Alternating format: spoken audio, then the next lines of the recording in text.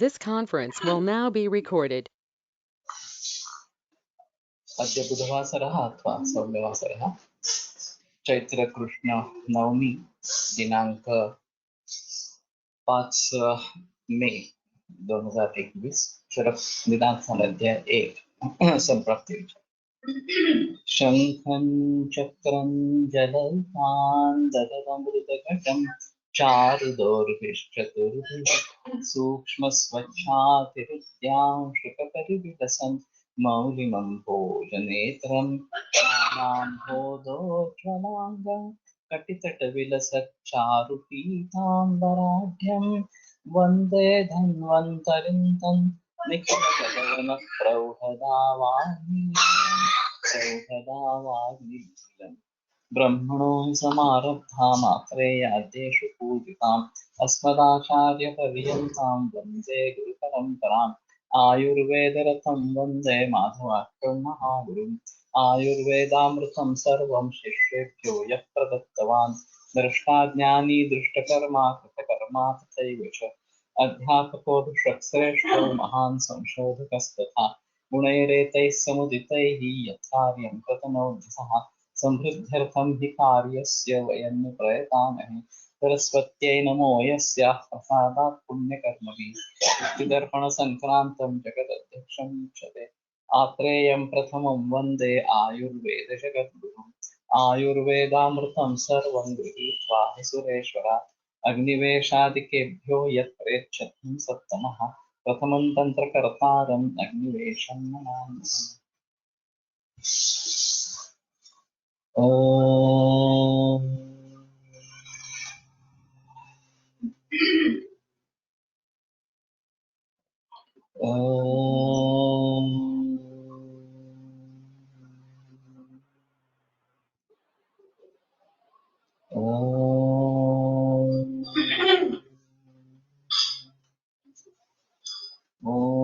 शांति शांति शांति।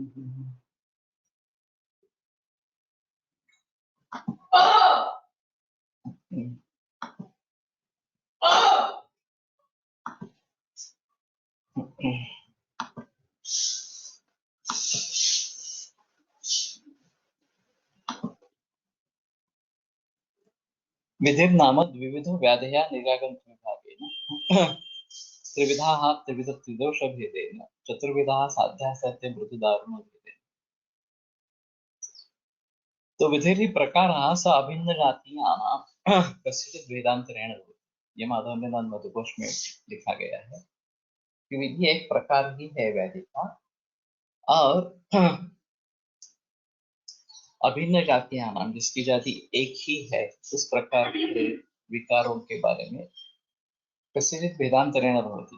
कोई दूसरे तरीके से अगर उसमें भेद किया जाए तो ये विधि होता है, ऐसा उनका कहना इस प्रकार का है। तो निज और आगंतु ये एक विधि भेद इस प्रकार का है कि जो शारीरिक दोष से उत्पन्न हुआ और जो बाह्य आघात वगैरह से उत्पन्न हुआ, इस प्रकार से त्रिविधा त्रिदोष भेदेन।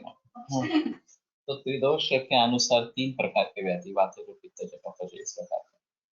चतुर्विधा साध्या साध्य मृदु दारुण भेदेन। तो साध्य असाध्य मृदु दारुण इस तरीके से चार प्रकार की व्याधि इस प्रकार के बताए जाते हैं। तो विधि नाम द्विविधा व्याधय निरागत भेदेन इत्यादि न विधिरिति विधिकृतः इत्यर्थः।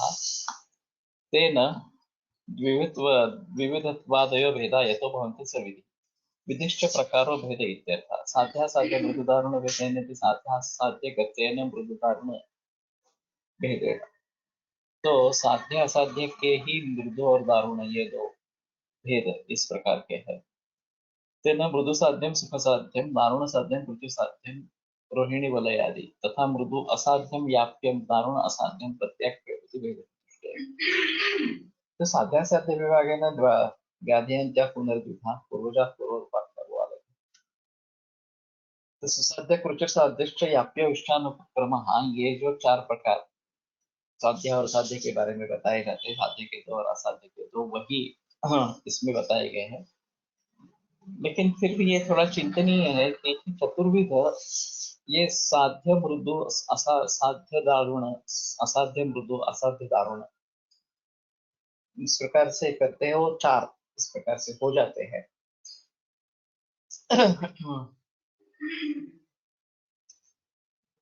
तो ठीक है, नो हंस।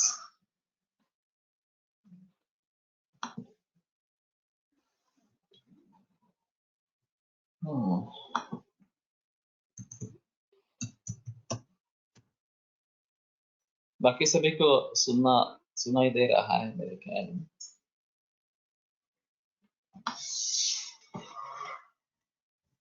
रैकेट कुछ है नहीं तो फिर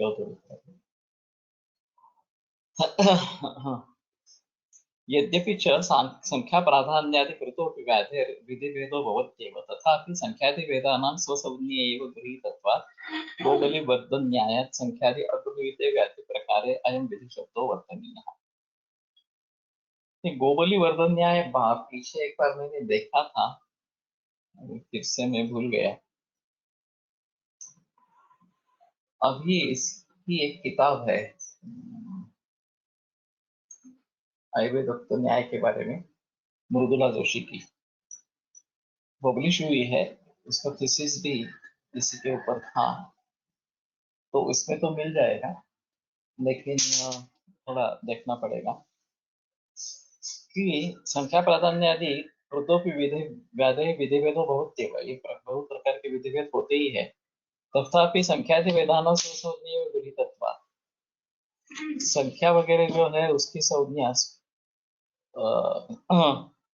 गृहीत इस प्रकार की है। गोबली वर्तन न्याय संख्यादि अगृहीत व्याधि प्रकार है, तो जिसमें संख्यादि का ग्रहण नहीं हुआ है इसमें अवश्य विधि शब्द वर्तनीय, अयम विधि शब्द वर्तनीय, ये जो विधि शब्द है वो करना है।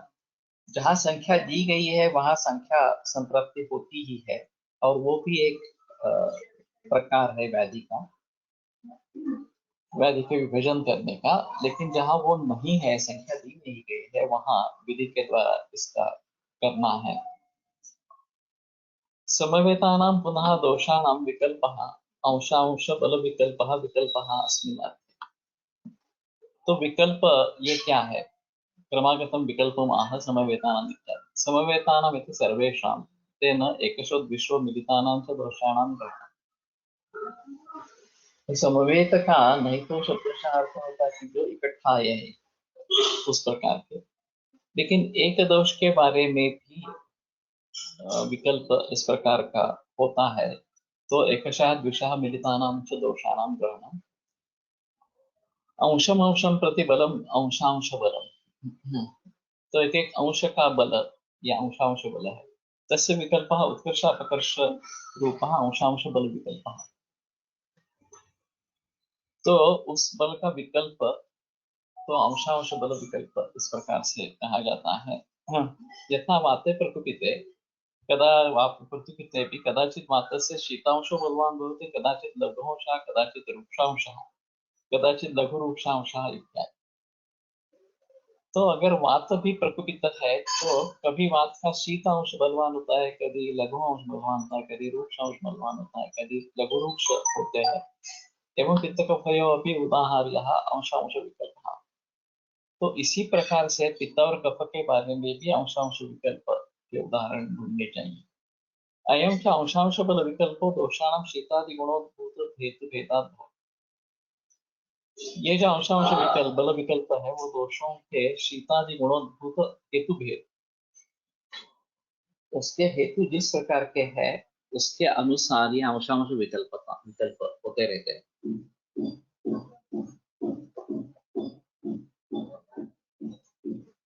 तो इसमें एक अहम मुद्दा इस प्रकार का हो जाता है।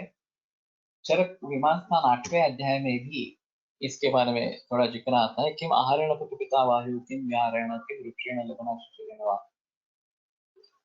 ये सब अंशांश विकल्पना इस प्रकार की है, और जिस तरीके से दोष प्रकोप निर्माण हुआ है उसकी विपरीत उसकी चिकित्सा होनी जरूरी है। अगर शीत गुण से वात प्रकोप हुआ है तो उष्ण चिकित्सा देनी चाहिए, अगर रुक्ष गुण से वात प्रकोप हुआ है तो स्निग्ध चिकित्सा देनी चाहिए। रुक्ष शीत दोनों है तो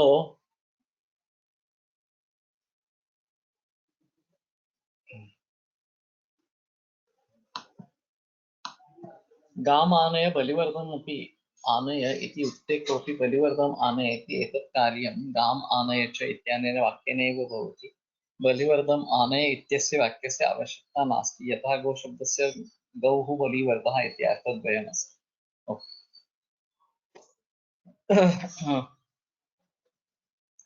तो गाय को लेके आओ, ऐसा कहने पे गाय और बैल दोनों उसमें समाविष्ट हो जाते हैं।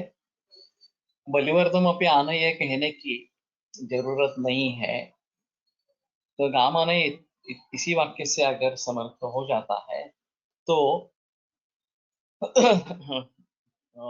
गो बलिवर्धन न्याय कि बलिवर्धन लाना ये बताने की जरूरत नहीं है। प्रशांत वाघमारे, अच्छा, तो तुमने अच्छा किया, ये कहाँ से रेफरेंस लिया?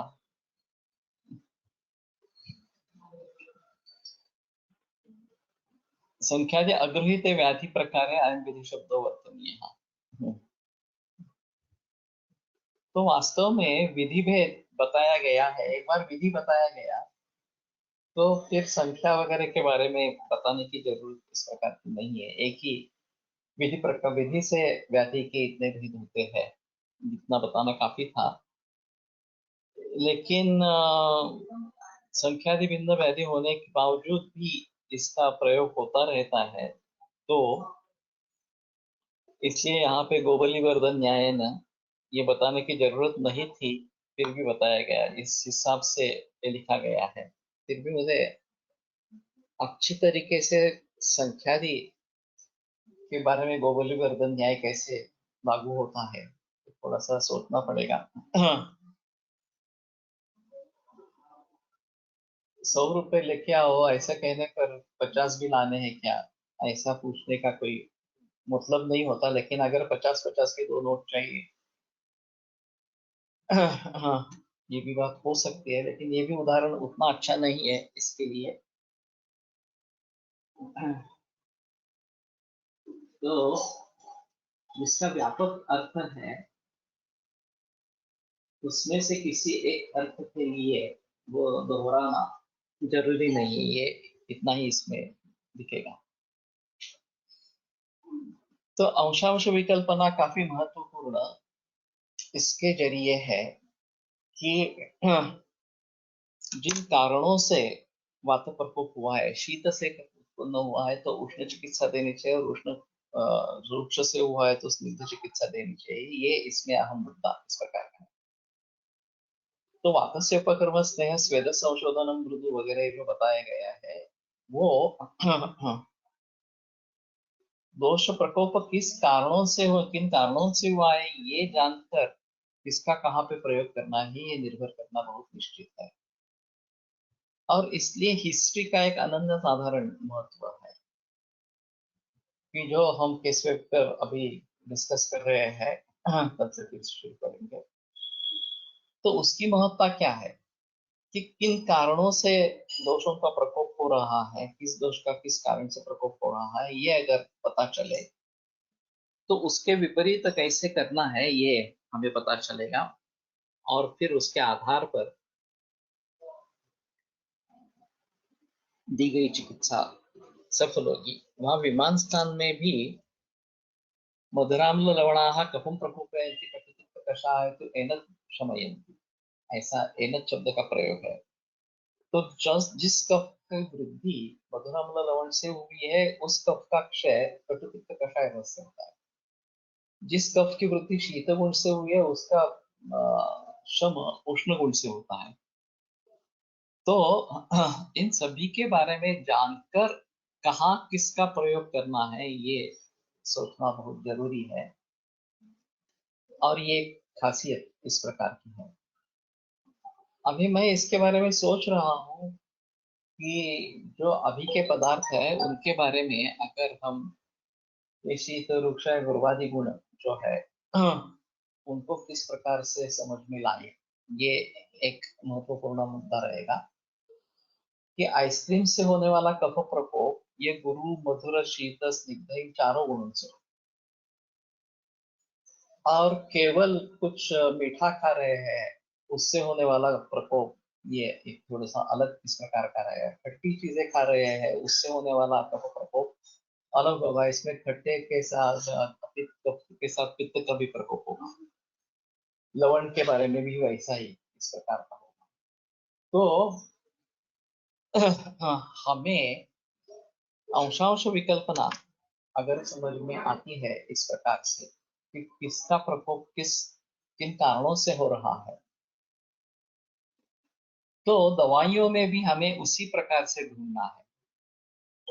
जो इस प्रकार से आइसक्रीम से कफ का प्रकोप हो गया हो तो उसके लिए मरीच एक बेहतर ऑप्शन इस प्रकार का है, कि वो कटु रसात्मक है, उष्णवीर्य है, कटु विपाक इस प्रकार का है, रूक्ष है, तो स्निग्ध, शीत, गुरु और लघु है, इन सभी के विपरीत मरीच इस प्रकार का है। तो उसको भली भांति ध्यान में रखते हुए यहाँ मरीच का अच्छी तरीके से प्रयोग हो सकता है। केवल शीत गुण से हुआ है तो उष्ण चिकित्सा की जानी चाहिए। केवल स्निग्ध गुण से हुआ है तो केवल रूक्ष चिकित्सा हो सकती है।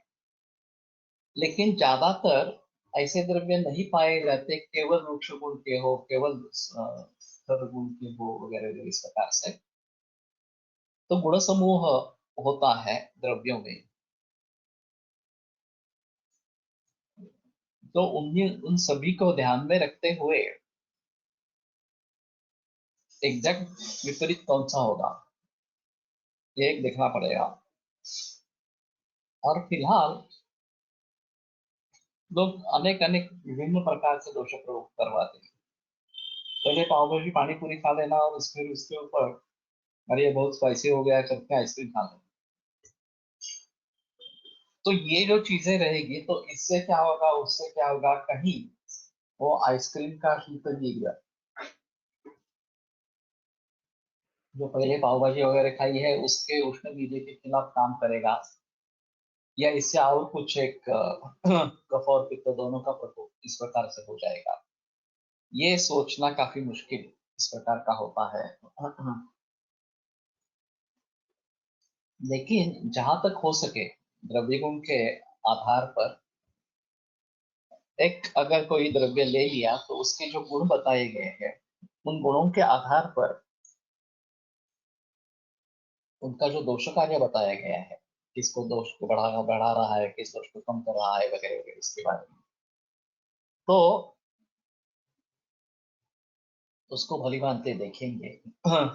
और अंशांश विकल्पना देने की कोशिश करेंगे डायग्नोस्टिक ट्रीटमेंट सॉफ्टवेयर में।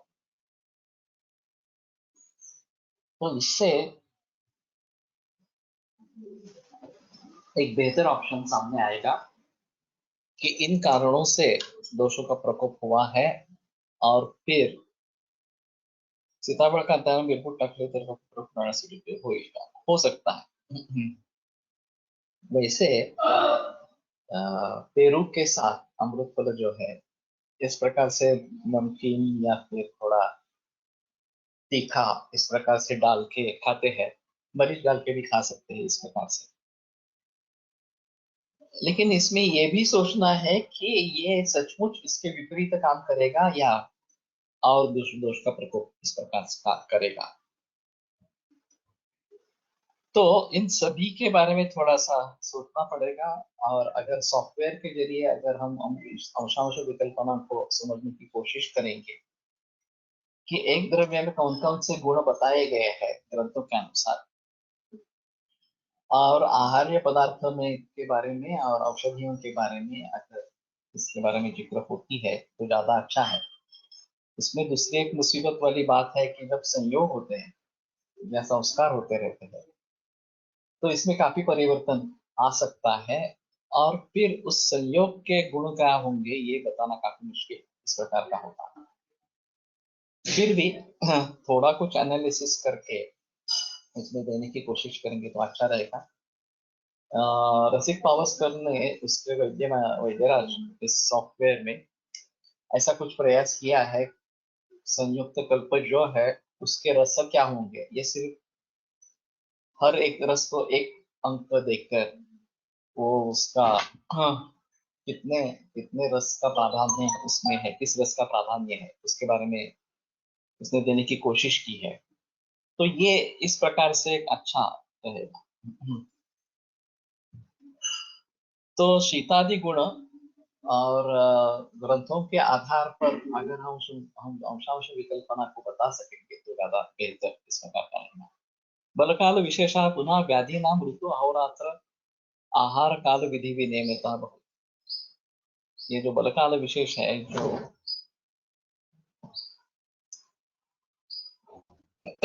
व्याधियों का ऋतु अहोरात्र आहार काल इस विधि के विनिमयता उसके आधार पर होता है। बलस्य कालः बलकालः तस्य विशेषः वसंत पूर्वाण्णादि निर्बलकाल विशेषः।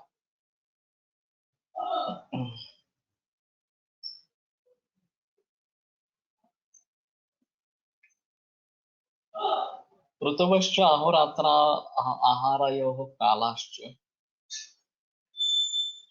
ऋतु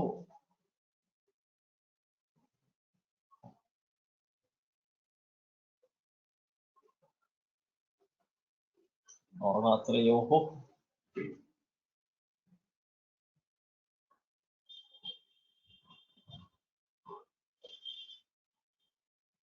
अहोरात्र एक शब्द कर दिया गया है, इसलिए अहोरात्रयोः अहोरात्राहारयोः ये द्विवचन किया गया है। थोड़ा अजीब है। कालाश्च ऋतु अहोरात्र आहार कालाः ऋतवश्च अहोरात्रञ्च आहारश्च कालश्च ऋतु अहोरात्र कालाः।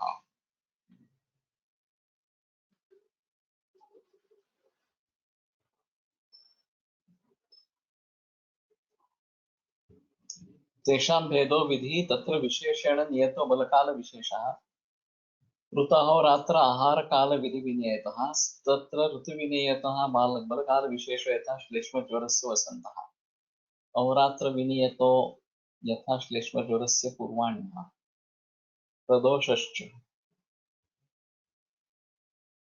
आहार विनियतो यथा श्लेष्म ज्वरस्य उत्तमात्रकालः एवं आदि नेयम्।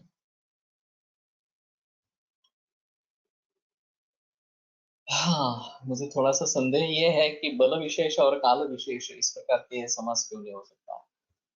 बलस्य कालः बलकालः तस्य विशेषः, ये जो षष्ठी तत्पुरुष दोनों तरीके से इस प्रकार का किया गया है।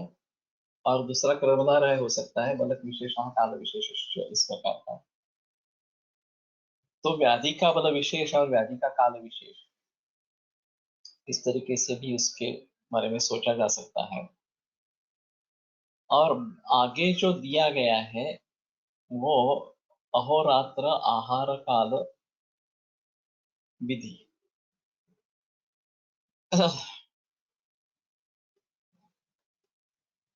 तो आहार काल रूप विधि इसी प्रकार से बताया गया है। उसमें भी आहार विधि ले सकते हैं, आहार काल और आहार विधि। लेकिन आहार काल ये आहार विधि का ही एक अंश है खासकर में।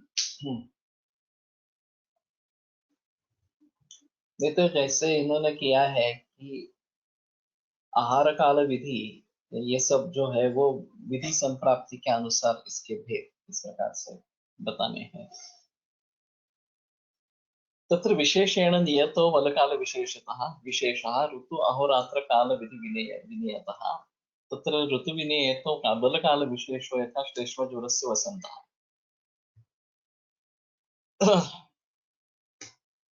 तो मुझे ठीक नहीं लगता। वसंत में कफ ज्वर होता है, ये तो ठीक है, काल विशेष हो गया सिर्फ। बल उसका ज्यादा होता है, ये अलग सूत्र है इस प्रकार से। प्राकृत सुखसाध्यस्तु वसंत शरदुद्भवः वैकृतोऽन्यः सुदुस्साध्यः ये बल विशेष है, तो बल विशेष और काल विशेष ये दोनों अलग अलग करने चाहिए। बलस्य कालः बल कालः, ये जो इन्होंने षष्ठी का पुरुष किया है उससे मैं संतुष्ट नहीं हूँ, ये ठीक नहीं लगता। तो बल काल विशेषः बल विशेषः काल विशेषश्च पुनः ऋतूनां पुनः व्याधीनां ऋतु अहोरात्र आहार काल विधि नियमतः भवति। तो ऋतु के अनुसार वसंत ऋतु में कफ ज्वर होता है, शरद ऋतु में पित्त ज्वर होता है, या वर्षा ऋतु में वातज ज्वर होता है, ये काल विशेष उसका हो जाएगा। और प्राकृत सुख साध्यस्तु वसंत वसंत शरद भवः वैकृतोन्याः सुदुस्साध्याः, ये उसका बल विशेष इस प्रकार का रहेगा। वैसे भी दूसरा एक सूत्र है, स्वे काले प्रवर्तन्ते बलवत् भवन्ति, अपने अपने काल में वो आते हैं और अपने अपने काल में वो बलवान होते हैं। इस प्रकार का भी एक सूत्र है, पूरा सूत्र मुझे याद नहीं है। तो मैं समझता हूँ कि बल विशेषः काल विशेषः इस प्रकार से विभाजन करना ज्यादा अच्छा है। और ऋतु के अनुसार ये जैसे प्राकृत सुबह साध्य सुबह संत शरीर भवा अहोरात्र, ये अहन के भी 3 पार्ट, रात्रि के भी 3 पार्ट, इस प्रकार से। तो सुबह है, मध्याह्न और शाम, ये कफ पित्त और वात के काल है। वैसे भी रात्रि में, रात्रि का आरंभ रात्रि, मध्य रात्र और प्रातः काल, ये कफ पित्त वात के काल है।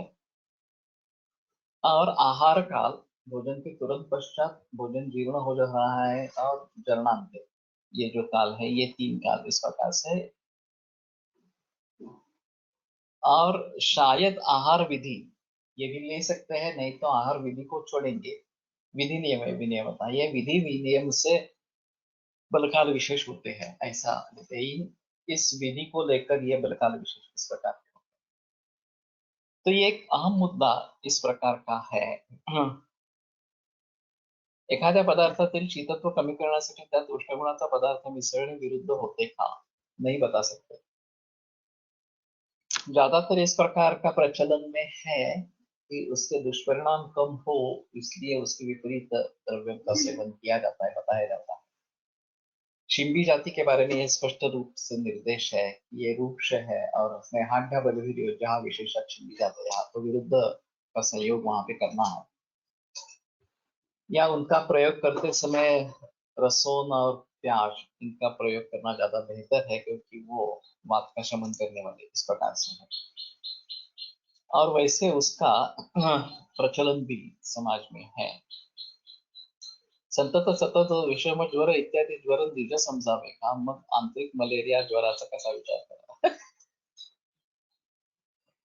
ये तो ज्वर तुम्हारे मन में ये निज क्यों नहीं है मालूम नहीं है, शायद मच्छरों के द्वारा इनका प्रचार प्रसार होता है, तो इसलिए आगंतुक है, ऐसा शायद सोचा होगा, मालूम नहीं मुझे।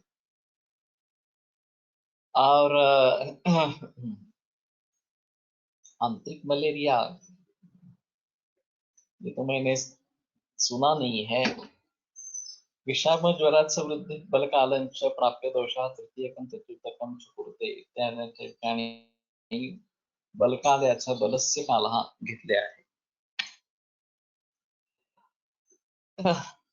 समृद्धि बलकालंच प्राप्य दोषः तृतीयकं चतुर्थकं च कुरुते, लेकिन इसमें भी ये सूत्र देखना चाहिए, बल और काल अलग अलग तरीके से ले सकते हैं।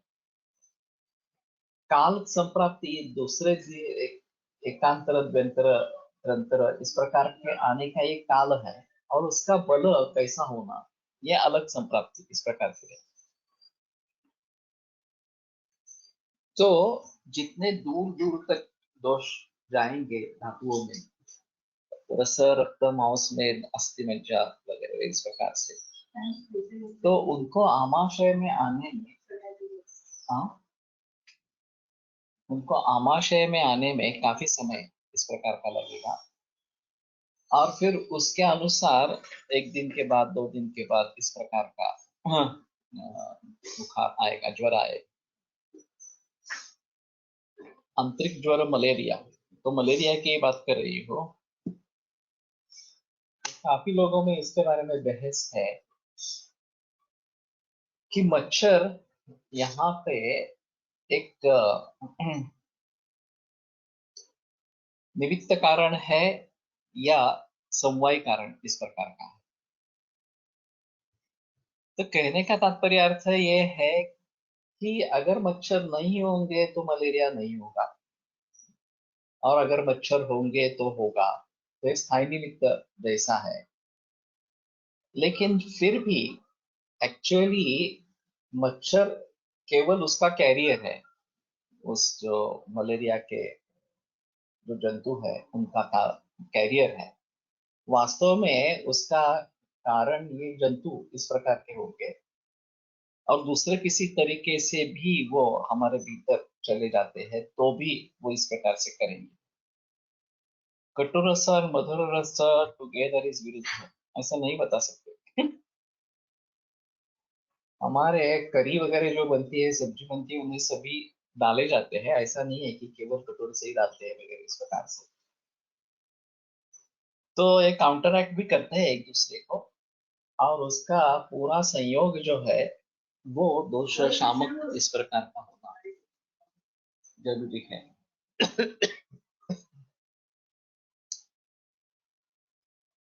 तो इसको हम तो निज विकारों में ही गिनेंगे, हम आगंतुक विकारों में इसका समावेश नहीं करेंगे। मलेरिया हो या अभी ये डेंगू हो या अभी कोविड-19 हो।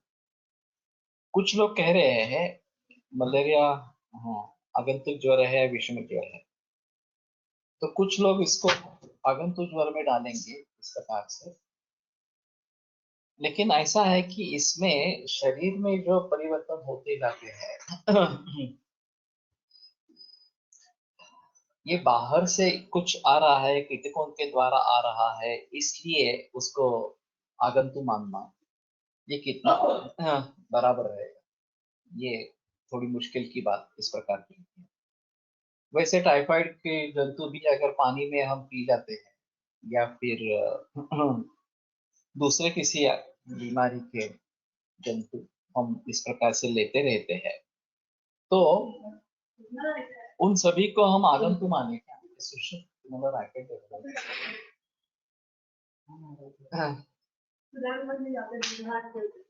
तो ये बड़ा सवाल हो सकता है कि इनको हम किसमें इनका समावेश करें, आगंतुक में करें, निज में करें वगैरह वगैरह इस प्रकार से। और हमारे देखने के तरीके पर ये सब निर्भर रहेंगे किस तरह से हम देख रहे हैं। अभी हम एलोपैथी की चश्मा से देख रहे हैं, और इसलिए हमें लगता है कि नहीं आगंतुक हो जाएंगे इस प्रकार का। अलग अलग धातु तक ये दोष कोष्ठ में आने में कितना समय लगेगा, इसका स्पेसिफिक काल क्या है, ये दिया है ना। शुद्धाशुद्धापि क्रमात् ज्वर चिकित्सा में, या ज्वर निदान में ही होगा शायद आगे कि वो आमाशय में आने के लिए और फिर से ज्वर निर्माण करने के लिए कितना समय लगता है, एक दिन 2 दिन वगैरह इस प्रकार के बताया गया है। तो सूत्र आएंगे तो पढ़ेंगे। लेकिन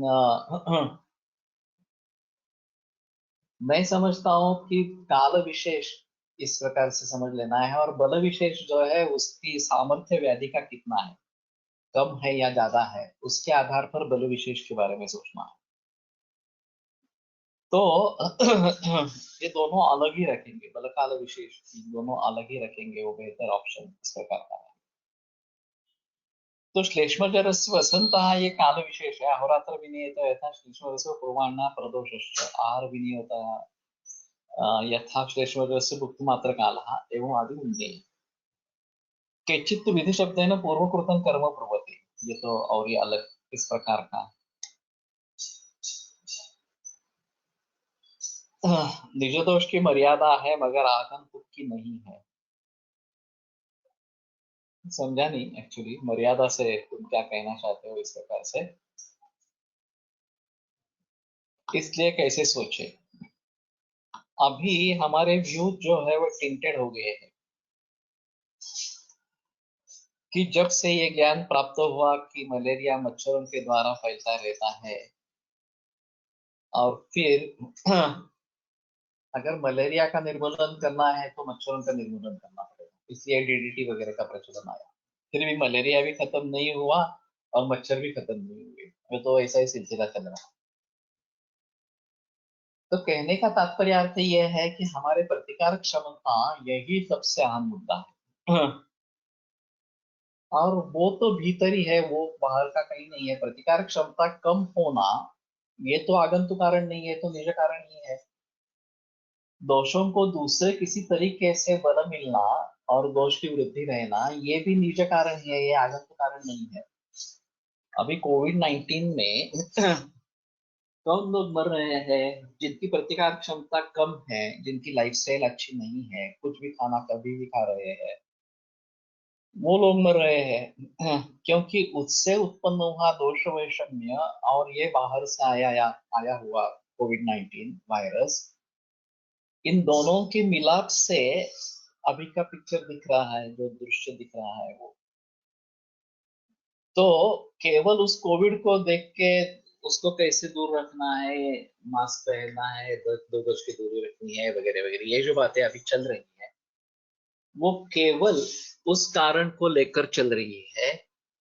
लेकिन कोई इसके बारे में सोचता ही नहीं कि भीतर क्या हो रहा है, निज दोष के बारे में, कैसी स्थिति है इसके बारे में कोई सोच ही नहीं रहा। तो बाह्य और आभ्यंतर ये दोनों हेतु हो सकते हैं। अभी सिर्फ बाह्य हेतु को इतना ज्यादा महत्व दिया गया है कि आभ्यंतर हेतु के बारे में कोई सोचने के लिए भी तैयार नहीं। तो मैं समझता हूँ इसमें आगंतुक को महत्व देना है। मैं ऐसा नहीं मानता कि गंदगी आजू बाजू में है और डास निर्माण हो रहे हैं, मच्छर निर्माण हो रहे हैं, तो उसके बारे में हमें कुछ सोचना नहीं है। इस प्रकार से सोचना तो है जरूर, लेकिन फिर भी जो उपाय करेंगे उसके बारे में, डीडीटी ये उपाय नहीं है उसका, उसके और पर्यावरण की हानि होती है इस प्रकार से। तो स्वच्छता रखना ये सबसे अहम इस प्रकार का होगा। चाहे तो ये धुआं करना, हमारे हिसाब से धूपन चिकित्सा करना, ये उसका इलाज इस प्रकार का हो सकता है, जो मच्छरों को दूर भगाए, इस प्रकार से दूर रखे। और खुद की इम्यूनिटी बढ़ाना, इसके बावजूद भी अगर मलेरिया वाले मच्छर ने हमें काट लिया तो उसके बावजूद भी हमें मलेरिया नहीं होना है, ऐसे हमारी शरीर की हालत हो, स्थिति हो, बल हो शरीर का। तो अच्छा हुआ कि इसके बारे में थोड़ी बहस हुई है, निगत निजय है या आगम तो है, इस प्रकार से उसको, उस मुद्दे को मैं थोड़ा सा आगे लेकर चलूंगा मेरे नए संहिता में। और इसमें जो गलत फहमियां हैं वो दूर करने की कोशिश करेंगे। मेरा कहने का मतलब ये है कि अभी सर्वांगीण दृष्टि से विचार नहीं होता, ये सबसे बड़ी समस्या है एलोपैथी। केवल एक चीज को लेकर आगे बढ़ते हैं और समूचे तरीके से हर चीज को देखना है ये भूल ही जाते हैं। तो प्रतिकार शक्ति हमारी, हमारे रहन सहन, खाने पीने वगैरह जो निर्भर है, उसके बारे में कुछ भी नहीं सोच के सिर्फ ये एंटीबायोटिक देते रहना, स्टेरॉइड देते रहना, ये चिकित्सा नहीं है वास्तव में। अग्नि का विचार नहीं है कुछ भी उसमें। तो अग्नि का विचार होना चाहिए, बल का विचार होना चाहिए, ये सभी अहम मुद्दे कोविड-19 के बारे में हो या डेंगू के बारे में हो, स्वाइन फ्लू के बारे में, सभी के बारे में यही मुद्दे इस प्रकार के महत्वपूर्ण है। तो पूर्व कर्म के बारे में, तत्र के कर्म नियम तो बल काल विशेषा पश्चिमान कर्म काल एवं नियम। तो कर्म से जुड़ा जो बल काल विशेष है वो पश्चिमान कर्म काल है, वो पश्चिमान कर्म का काल इस प्रकार का ही समझना चाहिए। इसमें भी ये सोच सकते हैं कि इससे कर्म से जुड़ा काल है, कर्म से जुड़ा बल है, ये दोनों तयोर उदार्य और दीर्घ से ससुख से नियत से आयुषो हेतु, ये जो विमान स्थान तीसरे अध्याय में बात बताई कि कर्म बलवान है, बलवत है या अबल है, इसके आधार पर उससे जो व्याधि निर्माण होगा वो बलवत होगा, बलवान होगा या अबल होगा, ये निर्भर रहेगा। वो कहाँ कब परिणत होने वाला है, उस समय में ये परिणत इस प्रकार का होगा, और उसके बारे में कुछ पता नहीं चलता है। जितेंद्रियं नानुपतन्ति रोगाः तत्काल युद्धं यदि नास्ति दैवम्। हाँ, अष्टांग संग्रह में ये कविता, ये श्लोक आया है कि जो इस प्रकार का सद्वृत्त स्वतंत्र पालन करने वाला व्यक्ति है, फिर भी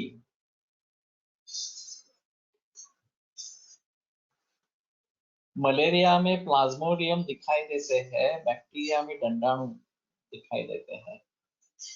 ये सही है, मैं ऐसा नहीं कह रहा, ये नहीं है इस प्रकार से, लेकिन यही सिर्फ कारण है, ऐसा नहीं है। और केवल ये मच्छरों के दंश के जरिए हमारे भीतर जाता है, इसलिए ये आगंतुक कहेंगे। और टाइफाइड के बैसिला पानी के जरिए जाएंगे, या फिर कामला के इस प्रकार के हेपेटाइटिस बी वगैरह जो है वो पानी के जरिए जाएंगे, उनको आगंतुक नहीं कहेंगे। अगर इनका संपर्क होने से ये हो रहा है, तो इन सभी को आगंतुक कहेंगे। फिर निज दोषों का कोई स्थान ही रहेगा नहीं रहेगा इस प्रकार से। तो वास्तव में यहाँ पे हम ऐसा कह सकते हैं कि निज और आगंतुक दोनों कारणों के जरिए ये इस प्रकार से निर्माण होते हैं। सबसे ज्यादा महत्व आगंतुक कारणों को दिया जा रहा है, और निज कारणों को दुर्लक्षित किया जा रहा है। ये नहीं होना। शरीर में ऐसी स्थिति कैसी हुई कि ये इस प्रकार से निर्माण हो गया शरीर में।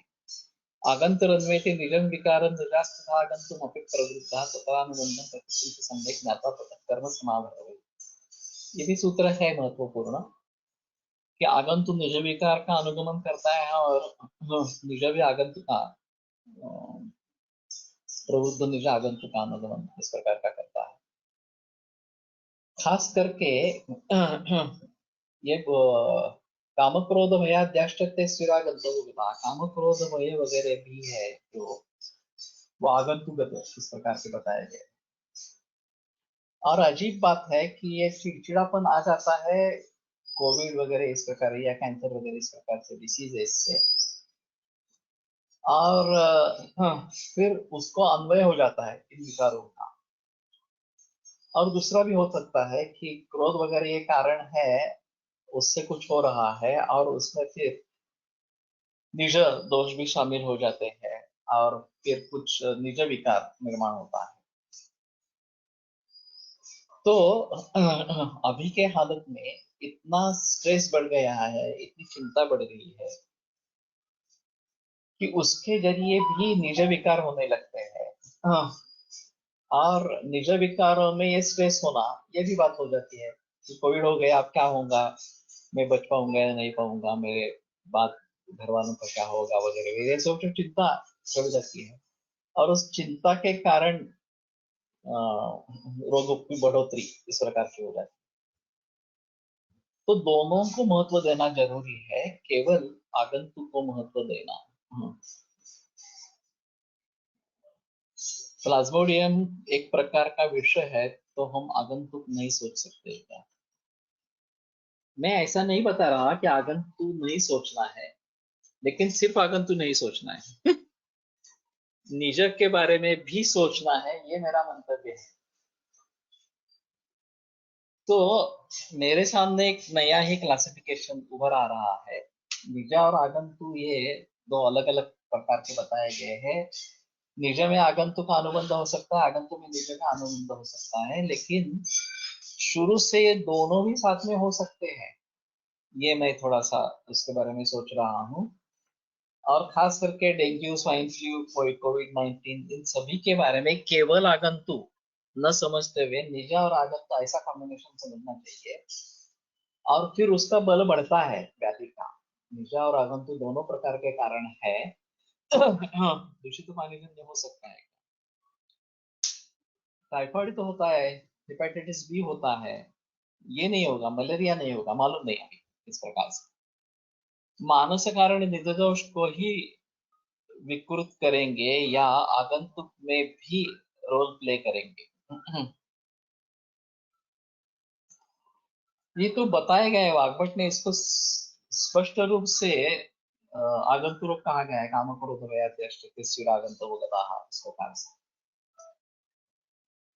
तो केवल इस प्रकार के सूक्ष्म जंतु या फिर आघात वगैरह इस प्रकार से, इन प्रकार के कारणों से ही ये आगंतुक विकार हो रहे हैं, ऐसा नहीं है।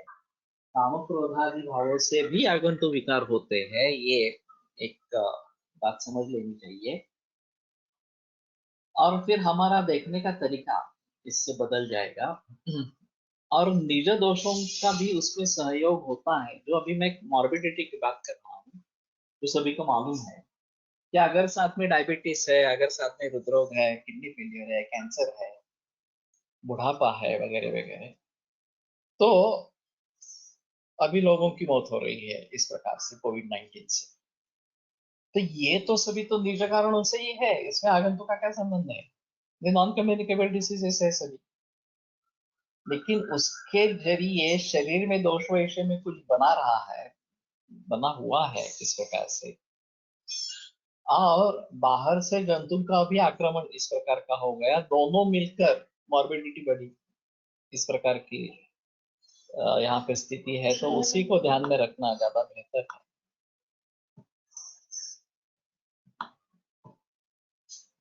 In case of typhoid, if the salmonella get killed in stomach acid, it may or may not cause salmonella diarrhea.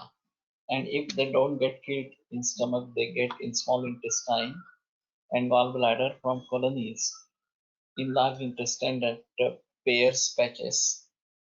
I think if the Agni is good, the bacilli won't affect, as you said, Nisha and Agantukas. तो मेरे ख्याल में हमारी प्रतिकार शक्ति इसमें सबसे अहम है, जिसके बारे में मैं जिक्र कर रहा हूँ। और प्रतिकार शक्ति हमारे लाइफस्टाइल पर निर्भर है, जो प्रतिकार शक्ति हमारे खाने पीने पर निर्भर है, वो प्रतिकार शक्ति हमारे योग और व्यायाम पर निर्भर है। उसको बिना देखे सिर्फ कोविड-19 है या दूसरा कोई वायरस है और इससे बचना है तो ये मास्क पहनो और ये 2 गज की दूरी रखो वगैरह, ये सब जो प्रचलन चल रहा है, केवल इस वायरस को ध्यान में रखते हुए वो करना उचित नहीं है, ऐसा मेरा कहना है। वो करो, लेकिन उसके साथ में प्रतिकार शक्ति के बारे में भी सोचो, और वो सबसे ज्यादा अहम है। अगर प्रतिकार शक्ति अच्छी रहेगी तो इन रोगों से भी बचे रहोगे, सांसर्गिक रोगों से और असांसर्गिक रोगों से भी बचे रहोगे। तो सबसे अहम मुद्दा है प्रतिकार शक्ति बढ़ाना, और वो तो निजी ही है, उसमें बाहर का कोई संबंध नहीं है। तो अपने ही शरीर में जो दोष धातु मल इस प्रकार के निर्माण हो रहे हैं, वो अगर साम्यावस्था में ही निर्माण होते रहेंगे तो स्वास्थ्य बना रहेगा। अगर आपको किसी प्रकार के हेतु सेवन के जरिए ये वैषम्य निर्माण हो जाए तो उससे भी रोग बनेंगे। वैषम्य निर्माण हुआ है तो आगंतुक कारण भी प्रबल हो जाएंगे। Hence many a time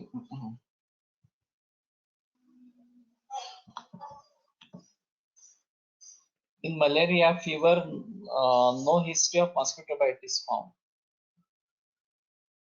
लेकिन ये बताना थोड़ा मुश्किल है कि मॉस्किटो बाइट हुआ ही नहीं है। मानसिक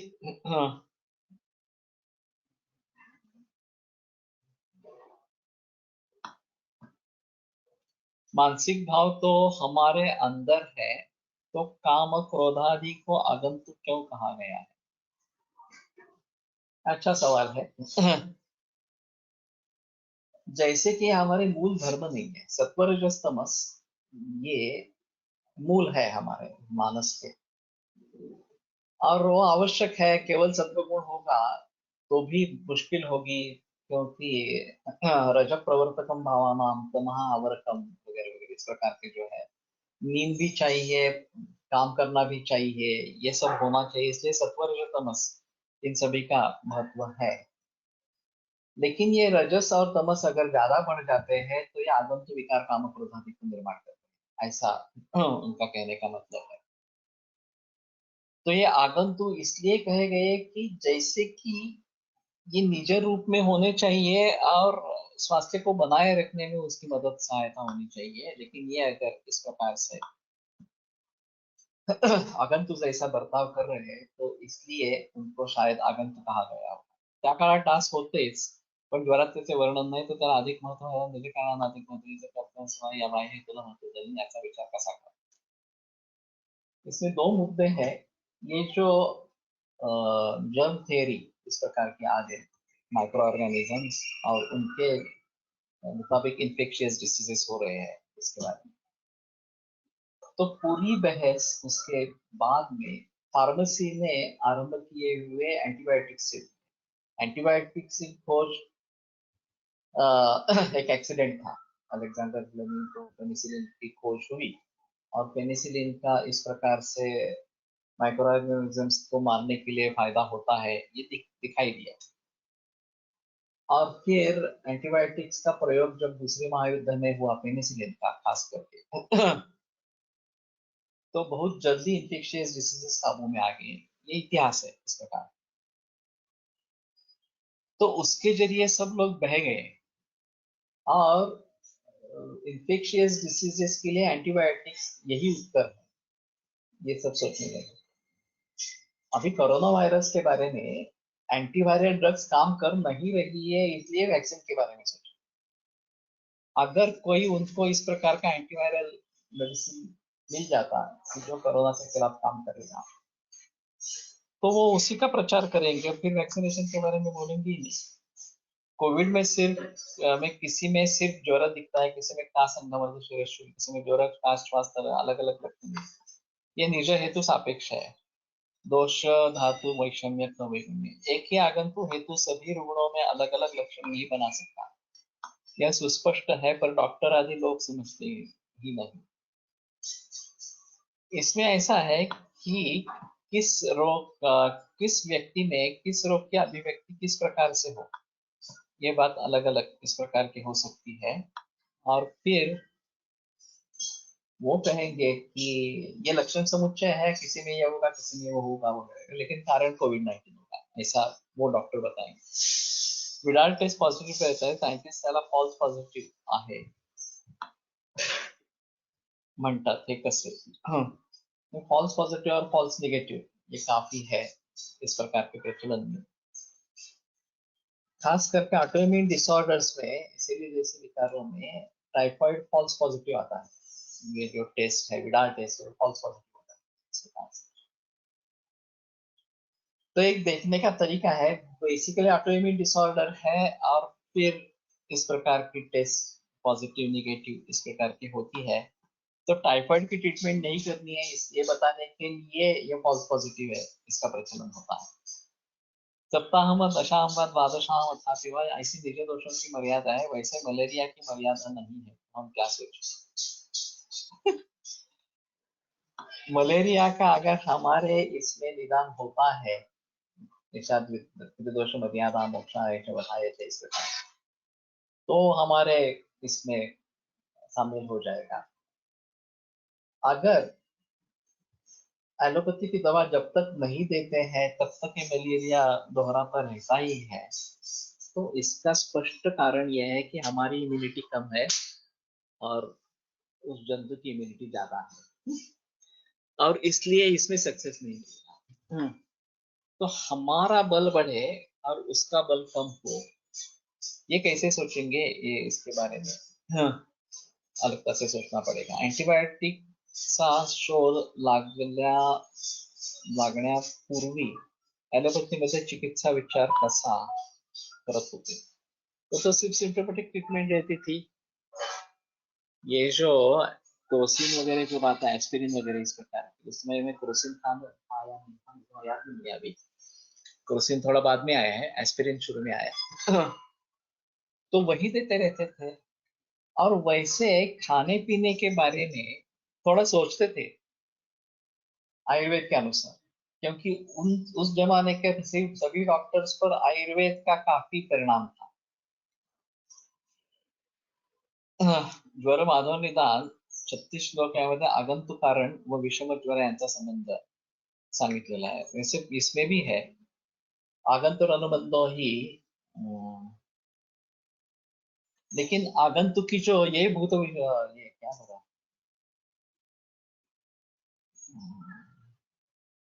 अभिशंकर जो अभिशाप जो अभिचार वगैरह ये जो आगंतु ज्वर बताए गए हैं वो उस प्रकार का आगंतु ज्वर है। आगंतुर अनुबंधो ही ऐसा श्लोक है, तो वो उस आगंतु का अर्थ अलग है। अभी उसको इस कोविड-19 या स्वाइन फ्लू वगैरह से जोड़ेंगे तो बहुत, तो जो ग्रंथों में निर्देश है आगंतुक के बारे में वो उस जमाने के अर्थ के अनुसार ही करना चाहिए। इसमें ये आधुनिक कोविड वगैरह डालना आगंतुक अनुबंध ही प्रायशः विषमित है। हाँ वही इस प्रकार करें तो ये अभिशंक अभिशाप वगैरह जो है वो आगंतुक ज्वर है, और उसका उसमें संबंध हो सकता है विषम ज्वर में, ये बताने की कोशिश की है। तो उसमें भी मैंने एक अजीब किस्सा सुना था कि दो तरुण स्कूटर से जा रहे थे और ये पुराना बॉम्बे पुणे हाईवे था, और एक टर्निंग पॉइंट था, वहाँ दो आदमी बैठे हुए थे, ये साउथ कठड़ा जो होता है उसके ऊपर, गाड़ी थोड़ी स्लो थी, तो उन दोनों में से एक ने पूछा कि तंबाकू है क्या तुम्हारे पास, तो उन्होंने वैसे ही जाते जाते ही सवाल किया, नहीं हमारे पास तंबाकू नहीं है, और आगे चल पड़े। फिर 1-2 किलोमीटर जाने के बाद हाँ, उनको फिर से आवाज आई, तो उसने मुड़ के देखा तो वो दोनों उसके पीछे पीछे आ रहे थे, तंबाकू है क्या तुम्हारे पास। अब ये होने पर उसका तो काबू छूट गया स्कूटर पर से, और बहुत तेजी से चलाई स्कूटर, पुणे में पहुंच गए। एक को तेज बुखार हो गया, उसको भी हॉल में एडमिट करना पड़ा, और फिर 3-4 दिन लगे उसको ठीक होने में, लेकिन ठीक हुआ, ऐसा कुछ बाकी हुआ नहीं। अब इसमें आगंतु भूत संबंध है या नहीं है, केवल मानसिक है, ये भी एक बात होनी चाहिए। उनकी एक अपनी अपनी कक्षा होती है, अपनी अपनी टेरिटरी होती है, और उस कक्षा से आगे निकल जाएंगे तो नहीं करते, लेकिन भीति का माहौल तो वैसे भी बनता रहता है। और शायद वही हुआ, भीति के माहौल के कारण ही उसको इतना तेज बुखार हुआ, एडमिट करना पड़ा वगैरह वगैरह इस प्रकार से। लेकिन आगंतुक भी हो सकता है। मेरे पास यहाँ पे एक मरीज आया था, 12 वर्ष का लड़का था, दोपहर में रास्ते से जा रहे थे, उसको पेशाब करने के लिए एक उतरा, पेड़ के नीचे पेशाब की, और जैसे ही अंदर आकर बैठा तो विचित्र वर्तन करने लगा, और फिर ये सिजोफ्रेनिक हो गया ऐसा डॉक्टर ने डिक्लेयर कर। फिर उसके लिए काफी दवाइयां चली, और कटक ओडिशा से था, बाद में मेरे पास ट्रीटमेंट के लिए आया। तो मैंने ये भूतजो उन्माद ऐसे करके निदान करके उसकी चिकित्सा की। तो बाद में पता चला कि जहां पे उसने पेशाब की थी वहां किसी आदमी ने आत्महत्या करी, और दोपहर 12 बजे ये हुआ। तो ये आगंतुक है। तो भूत वगैरह कारण इस प्रकार से अगर होते हैं तो वो आगंतुक है। अभी इन सभी को आगंतुक कहेंगे, कोविड वगैरह को, ये थोड़ा सा कहना मुश्किल इस प्रकार का है। ठीक है, यहाँ पे रुकते हैं, बहस चलती रहेगी, लेकिन एलोपैथी की दृष्टि से देखकर आयुर्वेद सूत्र का अर्थ लगाने की कोशिश मत करो। आयुर्वेद सूत्र का अलग अलग अर्थ है, वो अपने हिसाब में देखने की कोशिश करो, इनको कैसे शामिल करना है ये अलगता से सोचो। जिन लोगों का सत्व कम होता है उनको भूत पिशाचादि का अनुबंध जल्दी होता है, ये सही है क्या? सही है। और गण की भी बात करते हैं, देवगण है तो नहीं पीड़ा होती है, मनुष्य गण है तो पीड़ा हो सकती है वगैरह। भूत शब्दाने अस्तित्व असलेली गोष्ट असा अर्थ घ्यावा, सुश्रुतमध्ये भूत शब्दाचा अर्थ सांगितला आहे। लेकिन ये जो भूत और महाभूत ये अलग अलग इस प्रकार का है। भूत शब्द का अर्थ शब्दशः लेंगे तो जो हुआ है, भूत इस प्रकार के कर्मभूत आदि इस प्रकार के, ये हो सकता है। तो अस्तित्व ये भी अर्थ होगा कहीं, मालूम नहीं, वो संदर्भ देखेंगे। लेकिन आगंतु उन्माद में ये सभी, इन सभी के बारे में जिक्र है, उनके कई उदाहरण हैं। केवल ये कपोलकल्पित इस प्रकार के नहीं है, तो कई उदाहरण हैं, इसके केसेस है, तो उन सभी को ध्यान में रखते हुए करना चाहिए। ठीक है, अभी रुकते हैं और कल माधव ये केस पेपर के लेकर आगे बढ़ेंगे। आयुर्वेद प्रकांडो निगदित इह हि शल्यतंत्र प्रधानः शिष्येभ्यः शाश्वतोऽयं निखिलजनकृपा व्याप्तचित्तेन येन आयुर्वेदस्य वाञ्छन् पुनरपि भुवने ताञ्च सुष्ठु प्रतिष्ठां श्रेष्ठं धन्वन्तरिं तं प्रणमति च सदा वैद्यवर्गो हि नूनम् वैद्यवर्गो हि नूनम्। आज दोपहर को योग सूत्र का वाचन होगा।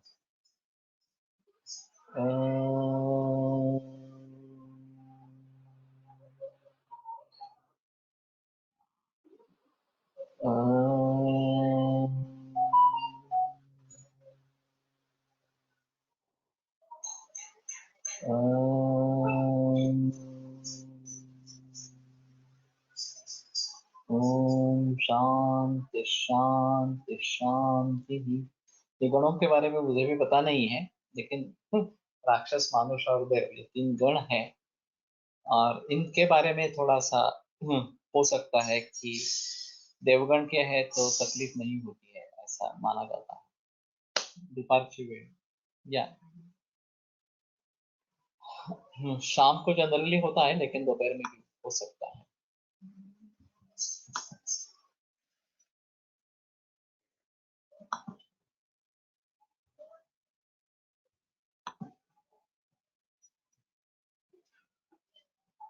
हम्म।